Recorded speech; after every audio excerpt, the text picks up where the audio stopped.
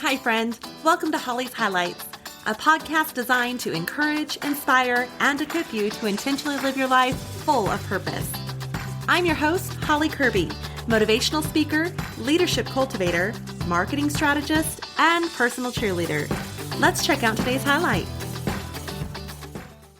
Do you need more Christmas gift ideas?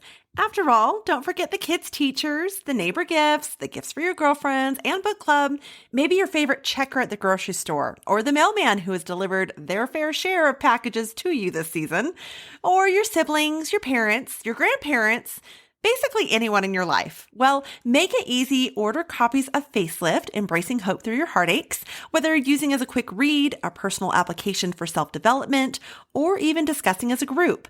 Everyone will be able to identify and take away something from Facelift, challenging our use of social media, reminding us we aren't alone on our journey, and encouraging us with inspiration while equipping us along the way. Readers are sure to have a lifting of their face. Facelift is available through your local bookstores as well as online retailers. So a simple click to order on Target, Walmart, Barnes & Noble, and everyone's favorite, Amazon. Order your copies of Facelift today, and remember, a portion of all Facelift purchases are donated to Huntsman Cancer Foundation. Happy shopping! Happy December, everyone! By now, majority have their Christmas tree and decor up and are in the thick of their holiday traditions. Growing up, we'd turn on Christmas music and Mom would prepare a smorgasbord of holiday favorite appetizers, and we just graze as we decorated the tree and the house. And that's something still I've carried on with my kids. My parents would also host an open house for our entire church congregation. And once I owned my first home, that is the first Christmas tradition I carried on, an annual open house. I love loving on others and hearing the laughter and the fellowship amongst the aroma of the freshly baked goods and the hot cocoa. I just love it. Then once I had kids, I think I started tradition overload. We do the nativity set and the Christmas countdown. But our Christmas countdown is one that I've actually made. It's not just the one with the chocolates, but each day has a Bible verse or a question we'll discuss or an activity. And those activities range from playing a board game or watching a Christmas movie, as we have 20 that we like to watch every year, those favorite go-tos that you have. Or maybe it's getting hot chocolate and driving around to see Christmas lights on the houses. We also like to take a night to meet up with my sister and her family to go to a nice restaurant downtown, and then we see the holiday lights around the city. And since my mom's passing, my dad likes to decorate cookies with my kids. And of course, on Christmas Eve, we still all gather as a whole herd. So my sister and her family, brother and his family, my dad and me and my kids. And we do a Christmas Eve candlelight service at one of our churches. And then we head back to one of our homes for a huge spread with some of our favorite appetizers and desserts. And we have a family sleepover. We always look forward to that. And of course, with a sleepover, of course, you have to have those Christmas Eve PJs, right? So that's been a tradition for well over 4 decades in our house. Yes, Christmas, the season of traditions.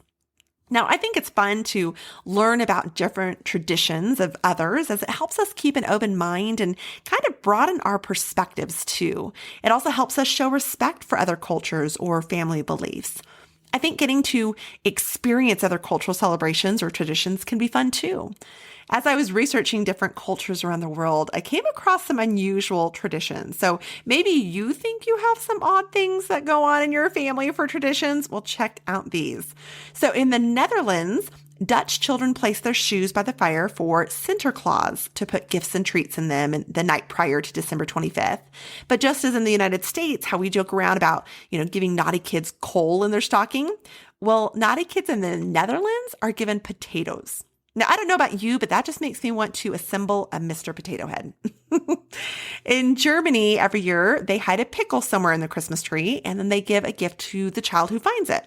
Now, I actually have one child who would love this because they love pickles. So they would really like this tradition as long as they got to eat the pickle or maybe a gift of pickles at the end.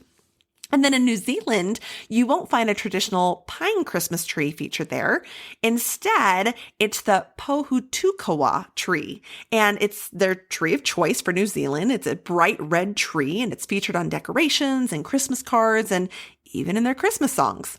In South Africa, for those of you who like a good ham or turkey for Christmas, I'm still a little flustered over our family switching from turkey to ham this past Thanksgiving, but we'll process.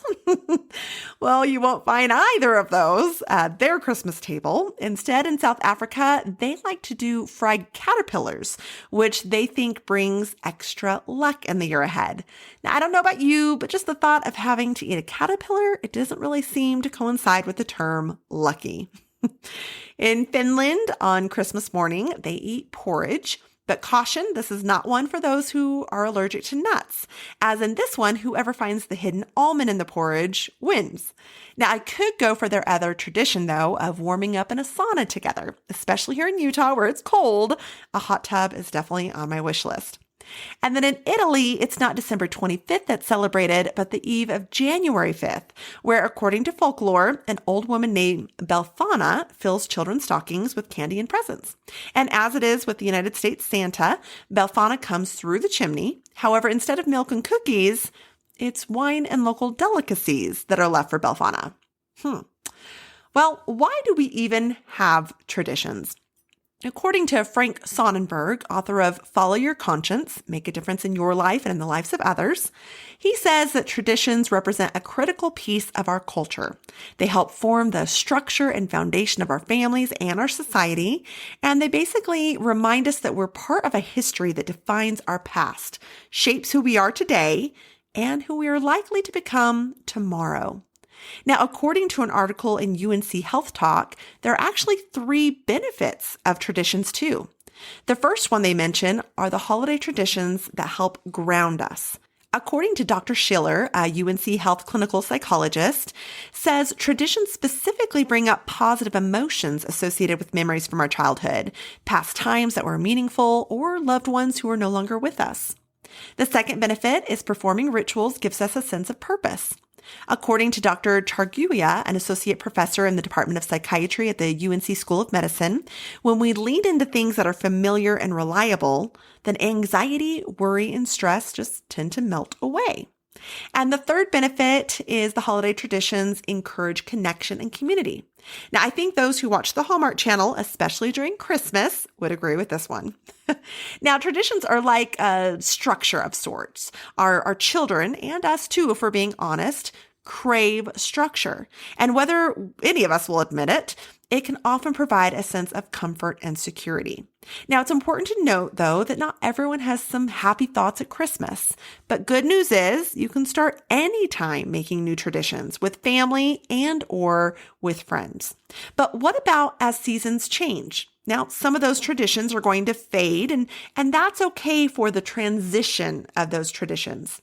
For example, growing up, my family would always go after Thanksgiving and we'd take a carriage ride around downtown and then we'd eat at a nice restaurant. Well, throughout the years, the carriage rides got discontinued, and so not as many people in the whole herd wanted to go. So this tradition has now become just me and my kids and my sister and her family. And we've seen the downtown light so many times, I don't think they've really changed in 4 decades, that we basically just go for the nice dinner.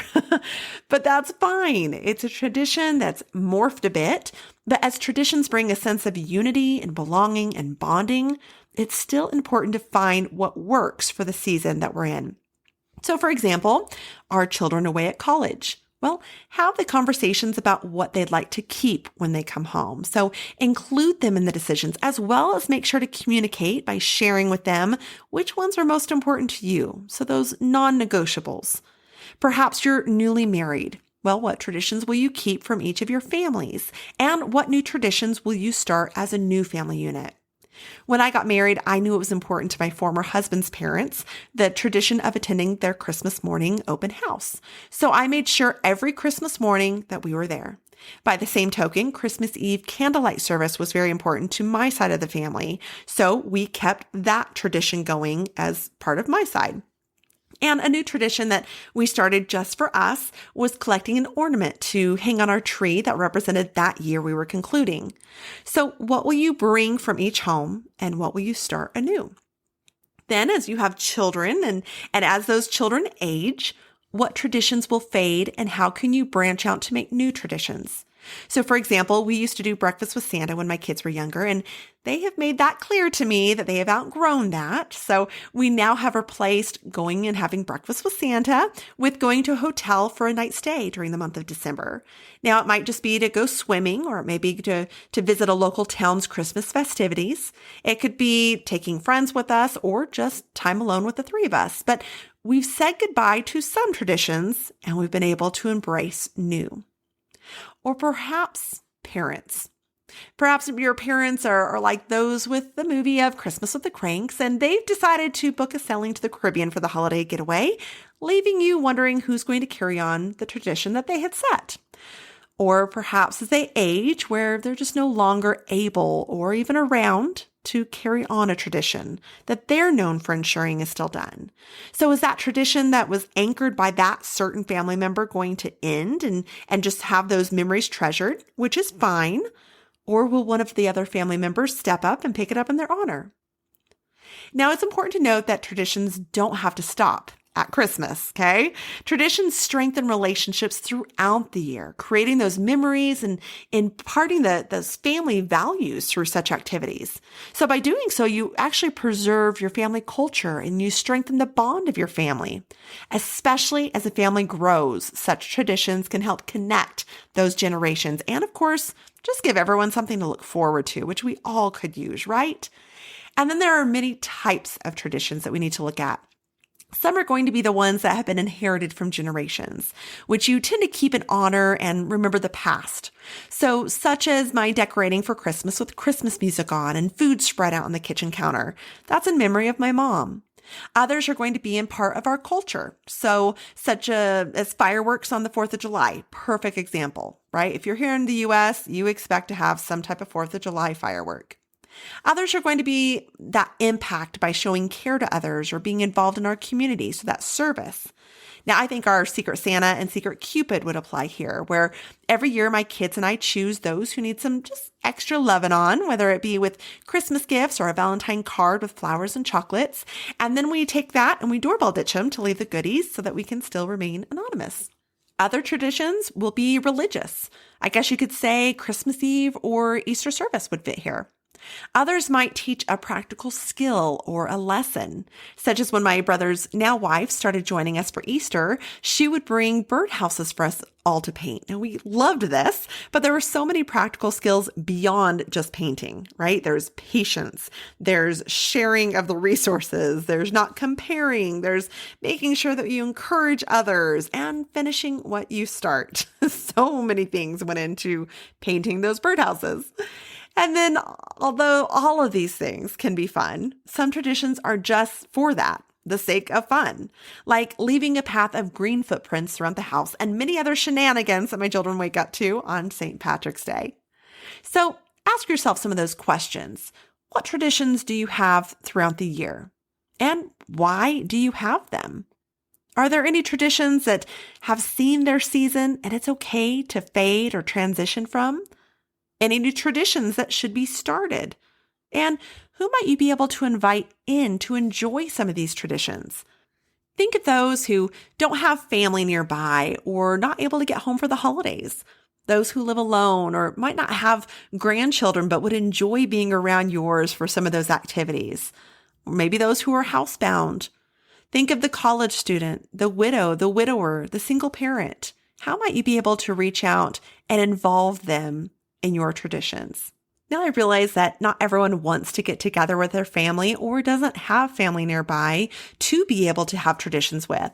Well, go ahead and invite those neighbors to start a tradition, or perhaps that church group or your friends or coworkers or even your networking group that you're a part of. Just get involved in starting some traditions that would be fun for your group.